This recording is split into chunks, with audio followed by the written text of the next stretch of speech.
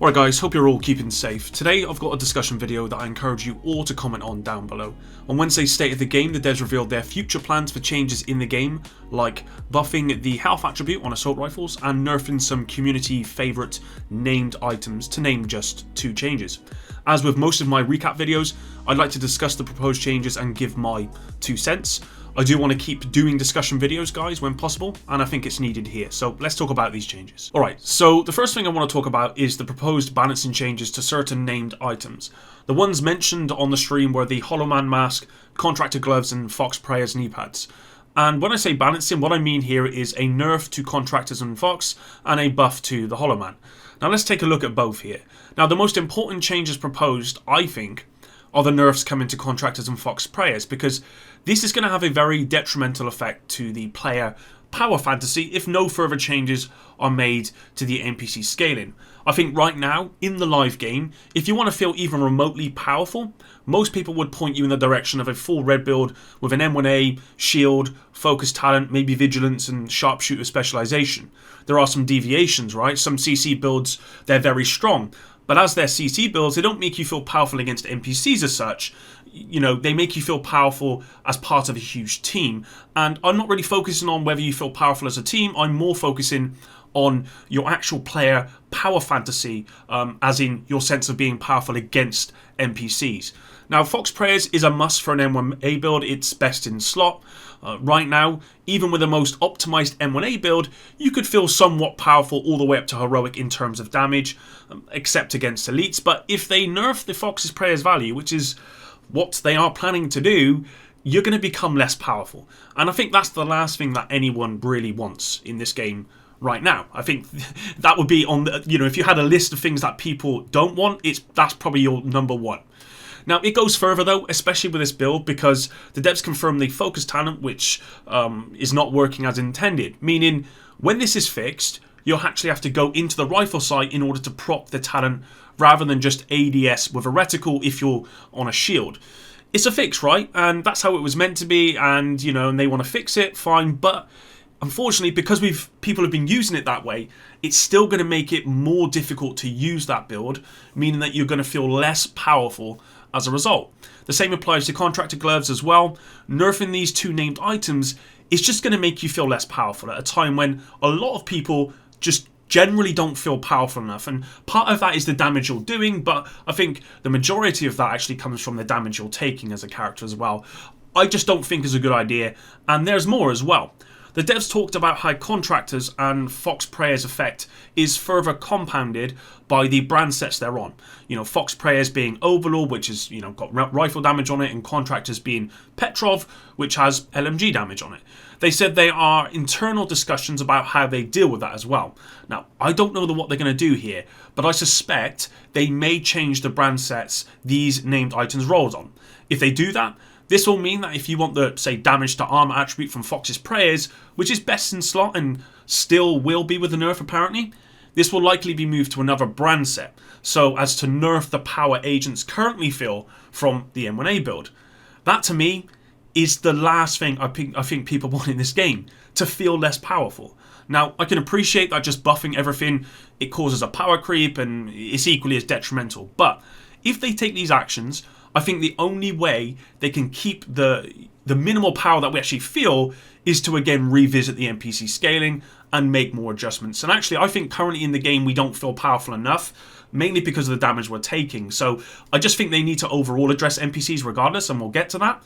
But if they're going to make these changes, they have to make changes to NPCs. No one wants to feel less powerful than we already do. Now, the devs did discuss some good news, which are the buffs. Now, the Punch Drunk named item, Claws Out and Assault Rifles are all getting buffs. For the Punch Drunk, they were talking about increasing the max headshot damage attribute from 10.9%, which is what it is in the live game, to 20%, which is, it's a nice little buff, albeit not very impactful if they nerf the other things, but certainly a nice buff to the best in slot for any kind of pistol builds.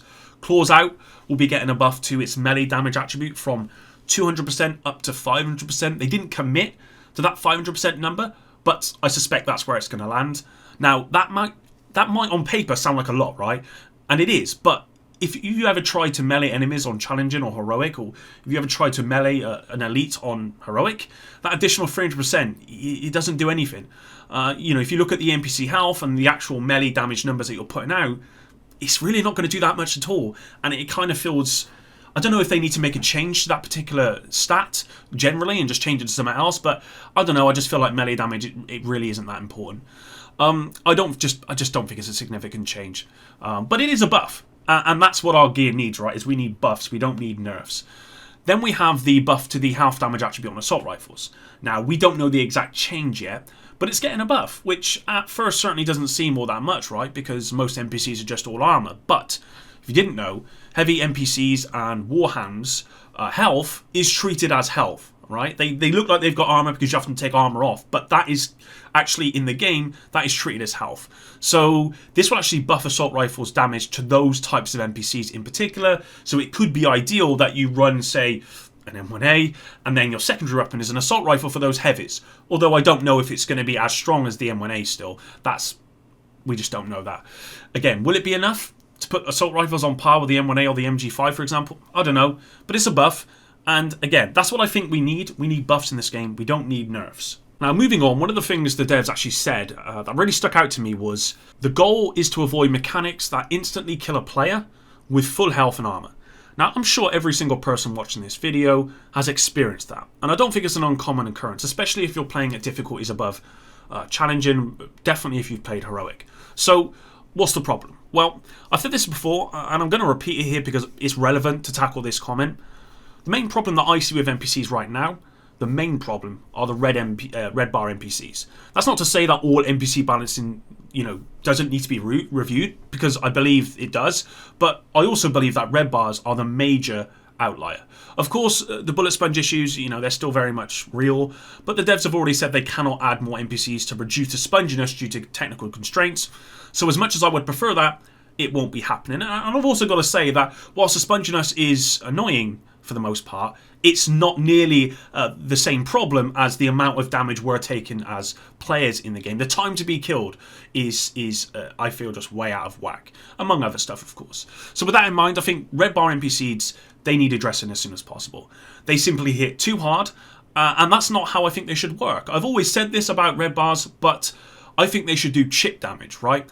They should be a thorn in your side, because they are the pawns. They're the cannon fodder. They're easy to kill for that reason. They should chip away at your health, and over time, if you don't deal with them, sure, they can become a problem because, they're chipping away. But they shouldn't be a problem straight away. You shouldn't have to go into an account where see a red bar and have to really be careful about taking cover. You shouldn't be concerned that they're going to find cover, because that's not really how I see red bars. I don't think that's how the way they should be. I don't think they should be able to two-tap you, or sometimes one-tap you, depending on your armor or your health. I don't think you should be scared to break cover from them for fear of getting wrecked. But that's how they currently work for any difficulty that's challenging or above. I do think the time to kill, however, is just fine on red bar NPCs. And what I mean by that is, I think the time you take to kill them is fine. Okay, on every difficulty, it would appear. I've not played Legendary, I've watched a lot of Legendary stuff. That appears to be fine. So the devs really need to look at their comment that they made on State of the Game, focus on what the community is saying, because I'm not the only person saying this, right? I think most of the people that express their opinions on this game are saying the exact same thing. I've seen a lot of videos about this recently, and it needs to be addressed. And I think they just need to look at making more changes. Especially if they are planning on nerfing our builds with Title Update 9, which is going to happen, it would appear. They just need to make some changes overall. And even if they don't nerf our stuff, right? Even if they decide to go, do you know what, guys? We're not going to nerf Fox's Prayers, we're not going to nerf Contractors, we're going to give buffs to everything else, right? We're going to give buffs to some of the named items. I still think red bars are a problem. I still think NPCs, certain aspects of what NPCs do are a problem. When you put up like a fixer drone and they get shot out of the sky in 1 second, when you're getting hit for 1 million damage, from red bars, or even veterans hitting you for 1 million damage. If you're running a DPS build, that's one shot, you're dead. So I still think there are major issues with NPCs, but I would like to see red bars particularly focused on as soon as possible, as well as the other stuff. Just to summarize, I made this video because from Wednesday's stream, I felt that the minimal player fantasy that exists in the game, and when I say minimal, I mean minimal, right? I feel these changes are gonna neuter that even further, if that's even possible. And I think players want to feel more powerful, not less. My hope is that if they decide to go ahead with these changes, some significant work is done on NPC scaling again to ensure that we as players feel a sense of power in the game. Why can NPCs spam skills with no cooldown and yet we can't as players? This is one question people are asking that they shouldn't have to. Why does it take me 5 years to down, another person's turret when it takes NPCs 1 second? These are the questions that people shouldn't be asking, but they are, and so that's the problem. No one's asking for all content to be easy, but give us some sense of power. Please just don't nerf our stuff, man. Alright, that's it for today's video, guys. Thanks very much for all of your support. I really, really do appreciate it. And until the next one, epic out.